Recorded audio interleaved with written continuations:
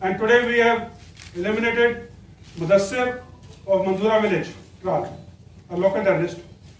Along with him, the search is still going on, and certainly the bodies and the identity of the other terrorists is still going on.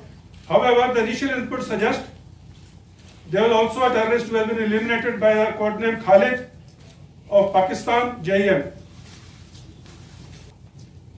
The terrorist killed in yesterday's operation in Pinglish.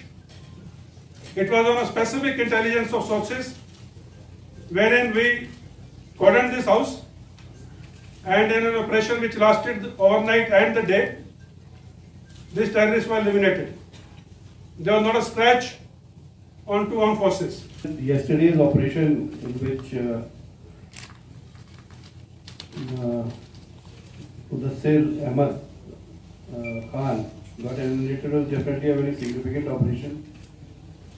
It is doubly significant for the CRPF because Mudassir was involved in the 31st December 2017 Laythpura camp attack, as well as the attack on our convoy on the 14th of February. As it is already mentioned that Mudassir was actually wanted for a lot of crimes, terror crimes, those things have been committed in that belt. Since 1 year he was active, and the modus operandi they adopted was basically trying to recruit youngsters in the belt, and Mudassir was wanted for that.